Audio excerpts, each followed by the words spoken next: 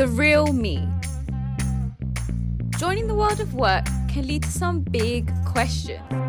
This series is about finding the answers. How can I, as a young black female, have a voice? What should you do if you feel out of your depth? How can I inspire others?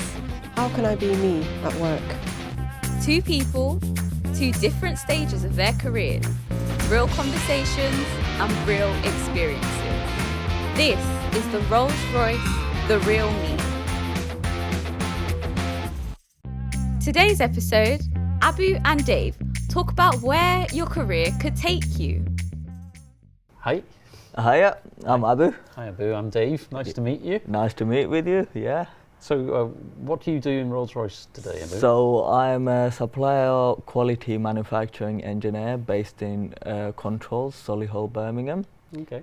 And I just finished my apprenticeship scheme, so I'm waiting for my results, and yeah, I'm just doing my role in supply chain. So how long has it taken you to do the apprentice scheme? So it was 4 years. I joined 4 years ago in September 10th, 2018. Still clearly, vividly remember the day. It was a special one. So I joined as a manufacturing engineering apprentice. Okay. And I went to Warwick University as part of my degree part-time and did different placements across the business. And is it something you always wanted to do? Yeah, engineering is something I had my passion on. I applied for aerospace engineering and then ended up in Rolls-Royce, and we've actually got a special story of how I came in later on. Okay. So if you could tell me about yourself. Yeah, okay, certainly. So so I'm a chief engineer today. Okay.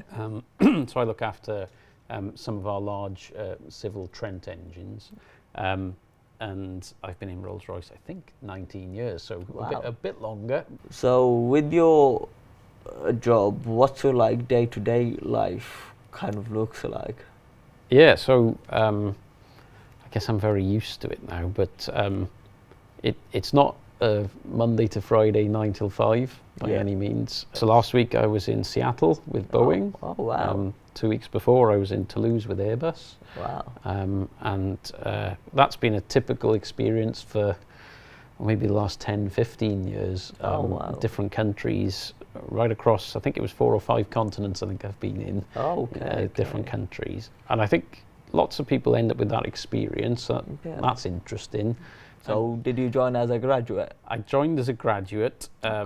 I actually started work a little bit earlier than that with Rolls-Royce. So I studied engineering, mechanical engineering, and halfway through the course I thought it would be good to earn a bit of money. So I went and applied for one of the summer placements. And I loved it. Partly loved earning the money because that was good to kind of help with life.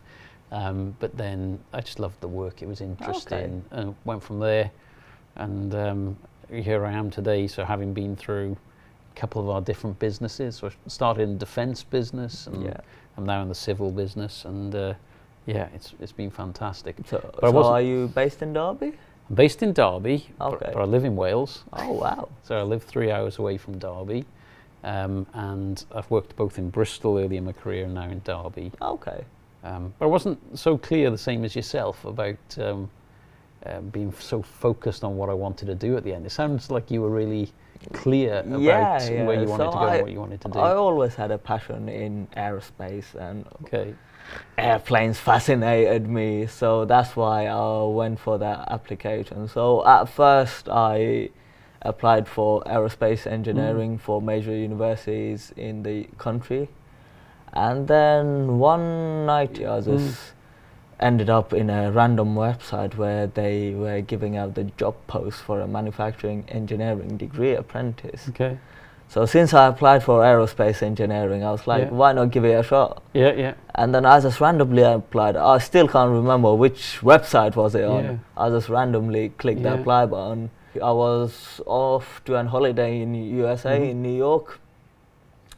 And as I boarded the Airbus A320 British Airways with a Rolls-Royce engine at Stockholm Arlanda Airport, so I put my luggages right on the luggage deck, about to switch my phone off, and within that moment Rolls-Royce called me and saying, "Oh, are you interested?" I was like, "Hell yeah, I am interested." Like meant to be. No, that's good. And you always thought you would go that apprentice route rather than the sort of the graduate route, or no? Because when I applied, well, when I did my UCAS application, so for September 2018 entry, I would do my UCAS applications in September 2017. And during that time, there were degree apprenticeships, but over the last few years, degree apprenticeships are more popular than it was back like 5 years ago. So at that time, it wasn't that popular, and Rolls-Royce, obviously, I lived in London, and we don't see that many engineering firms around in London as you see up in the Midlands or in up north. So therefore, we don't actually know on what happens on a real engineering factory. And has your experience been the same as what you hoped it would be? Yeah. I think once you go through the doors, you don't understand the working culture of Rolls-Royce outside the doors. But once you go through the doors, it's just a friendly atmosphere. Yeah, no, my experience is very much the same. That I had an ambition to join a company that would be interesting. I knew outside the company that Rolls-Royce was seen for high quality kind of. I joined the defence business originally, and I was in what I deemed to be the most high-tech aerospace world. So it was kind of, and my experience was just like that. It was fantastic, and I've had so many opportunities. So I started as a production support manufacturing engineer. I am now in the supply chain. Who knows what my career might be in the next 10, 20 years. So you've got that excitement, and as of currently, as the aerospace industry is going more techy, I think you've seen the transition into technology. Very much. So it is kind of interesting that we might not know what we may be working in in the next 10, 20 years. So it just gives me joy and pleasure to work and find out in the future. What's the biggest challenge you faced, do you think, throughout that process and as you joined the company? The biggest challenge would be that I joined Rolls-Royce straight after college, and it's a corporate working lifestyle, and I was a student. So this was my first ever job. And I think relocating from London to Birmingham 4 years ago at the age of 19 was one of big achievements, I would say. I think I would proudly and confidently say it's one of the best decisions I've made in my life to leave everything in London and join in Birmingham. So what do you think gave you that ability to adapt? Like, are you from London originally? So yeah, actually I was born in Finland. Okay. Yeah, so my parents are Bangladeshi, and my mom moved to Finland for studies, and since she moved there, because it's a lovely country, she didn't want to go back to her country, so she ended up staying there. My dad came along, so first 13 years of my life I grew up in Finland, and then afterwards they chose to move to the UK. So where are you from then? So I grew up in a little place in the South Wales valleys. Okay. So it's an old coal mining sort of area called Mountain Ash. Okay. And so I grew up there, studied there. Fairly traditional lifestyle, I guess. I think it's Welsh qualifications you did. There are Welsh qualifications, although I don't speak Welsh, unfortunately. I would like to nowadays to learn. But I grew up. My parents were traditional. Working / middle class family. My mum worked in a school. She was a school secretary. My dad was a surveyor, and but I grew up in that area, which was quite different to London, right? Yeah. So not a lot of money in the area generally, and not a lot of ambition. So I guess if somebody said to me, why why did I end up where I am? I guess my parents set me expectations of working hard and kind of doing those sorts of things, but I never thought I'd be working for Rolls-Royce. I studied engineering, so I went to Cardiff University and studied mechanical engineering. And I did that because I didn't quite know what I wanted to do. All right, so I had a little bit of surety. I knew that I wanted to design something, but I ended up applying to them and a number of other companies. Rolls-Royce was quickest coming back. I went through the interview process and started work, as I said, in summer placements. And I kind of, after that, learnt quite a lot about what the company was. My eyes were opened. I didn't realise that we did so many different things, right? So whether it was the product range across aerospace, I worked in defence on lots of new fighter aircraft type activities, as well as civil product now in later years. And there were so many different challenges, opportunities, and I loved every bit. But I'm quite different, I think, to a lot of my friends in that area. They didn't have the same aspirations. So, and I didn't always have that confidence that I would maybe be able to get there. Yeah, I think sometimes in life you just gotta make a decision and stick to it. So when I first came to Birmingham, I left my friends and family behind. But at the same time, I just felt like I need to experience something new in life. And yeah, it was just a great experience, not only the job, but the whole process of moving from London to Birmingham. Yeah. So do you have a very clear vision of where you want to go from now? So you've made it, right? So you're 4 years into your apprenticeship, and you've done your graduate kind of activity with it. It is a very interesting question. As I said before, the industry and the world is so rapidly changing. I may have something in my mind, but something even better might pop up along the lines. So I never know where I could end up in. But yes, I do want to improve my skills as an engineer, also my personal skills to climb up the what do you say, career ladder, and to be more successful than I am currently. But yeah, I think I do have high ambition and aspiration. But what route will I take?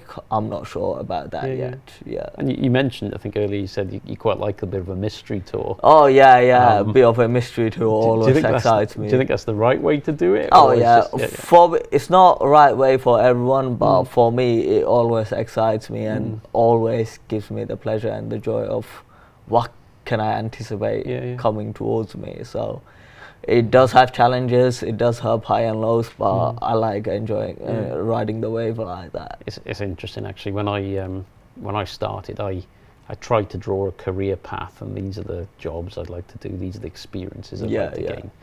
And you don't really have complete control over those things. Oh yeah, absolutely. I do have like aspirations and goals where I would want to be, but how will I get there? As I said, I don't know. And I think when these opportunities come towards me, I just take my own personal intuition and just go for it. So I get the impression that you're keen, you love the company, you be in there and develop. Do you think it's like that for everybody? The new generation has said coming, I'm expecting them to come, stay a few years, disappear. It depends on a person. It depends on a person, and it also depends on personal goals and ambitions. I think not everyone who comes through Rolls-Royce have to be like an aerospace passionate as I am. So yeah, it depends as a person. I personally, I love working here, and I see a great future here, and then I just want to stick around it. Yeah, like I wasn't the aerospace passionate person. A lot of the engineers that I work with, they know every aircraft inside out, all the history, and it's lovely. But that was never me. I knew I wanted to do something interesting and something challenging. But Rolls-Royce has just satisfied that. It wasn't something I always knew was gonna be Rolls-Royce or aerospace. but I've just been pleasantly surprised, I guess, as I go through. And Dave, you've been 19 years in Rolls-Royce. So what's the biggest lesson you've learned over your time in Rolls-Royce? Yeah, there's probably far too many to list, but I guess one of the positives is, because I didn't know exactly my journey or career path, was just to give something a go, right? And to, in that experience, in that job, in that role, whatever it was, always make sure you deliver something before you move on, right? So that was my best tip, because people often say to me, how do you get on in your career? How do you get further? And I think you've just got to be seen to be doing something good. And the way of doing something good is being motivated to do it. As I've been through my career, I've had to change quite a bit, I think, and learn. So have you had to change and adapt, do you think? Yeah, I would say I certainly had to change and adapt. I think as I grow into my role, I need to be more self-confident as well. So self-confidence had a very high short-up rate over the apprenticeship. My self-confidence has improved, and I also learned to speak up for myself. Okay. I was quite a shy person, coming from Finnish background, very shy, very quiet. You've always got to remember that our jobs control the livelihood of people up in the sky. So therefore, at some point in your career and in job, I think you've had the same experiences. You've got to say strong no's at certain times. Yeah. And because we work in such a great environment, saying no to certain things is not deemed to see as not negative. It's more like a positive. And why do you think you were nervous about speaking up originally? I think speaking up originally I was nervous because I came in as an apprentice, and when I saw a room full of experience, at certain times you do kind of doubt yourself of like, should I say this? Should I say the things with a couple of years of experience in the bag? But I think you've got to have the confidence to say things, and you've got to have confidence. And what's your experience been of how people have responded to that? Oh, people respond positively. Yeah. I think before you say stuff, you do feel negative response, but once you say it, you actually get greeted positively, and you do get positive response back from people, which I think is really great. I think we, I sit in the chief engineer job, so often chairing sort of technical reviews. And I love it when people speak up, even asking the obvious questions. Because you can almost always assume that somebody knows something, but if they don't, it's really important to I think one of the advice I got given is like questions, ask as many questions as you can. You don't need to know everything.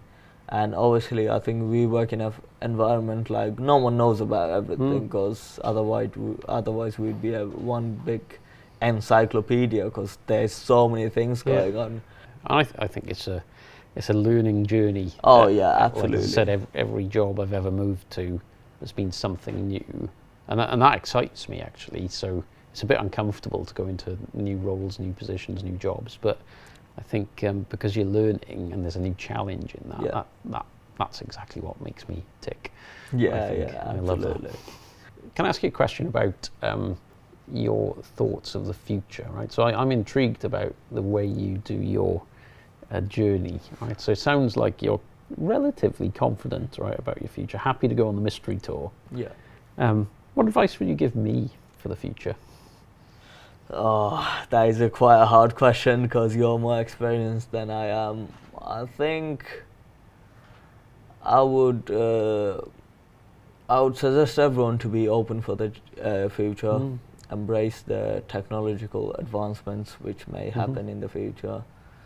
Obviously, in our industry, we are running out of fossil fuels, going to electrification. So, from our industry perspective, just to be open open your eyes and open your ears for the opportunities, whatever may come. But I think I need to ask you the question, what advice would you give me for my future? I think, I'm learning a lot from you firstly, which is really good. And thank you for that, because I think I will take away, just be open to that sort of a slightly unknown pathway. Let it come. Don't be so kind of trying to think it out too much, and also embrace the new technologies and be open-minded to that. So that's definitely some of the good key takeaways. In terms of advice for your future, I guess none of us have the right answer on this. So I said my career has happened in many ways by chance, by just giving it a go in certain jobs, and that would fit quite well, I think, with your mystery tour. So be open to it, but think along that journey about why you've done something well, what has motivated you along the journey, and that will help you just figure out the things you really like to do as your career grows and you get further in your career and jobs become different or bigger. That will help you know which ones you like. Okay. So that would be my advice. Yeah, thanks very much for your advice. We work well together. Thank you, Dave and Abu, and thank you for tuning in. To find out more about starting your career at Rolls-Royce, check out our socials or search Rolls-Royce Early Careers. Be real, be curious, be ready, be you. Be Rolls-Royce.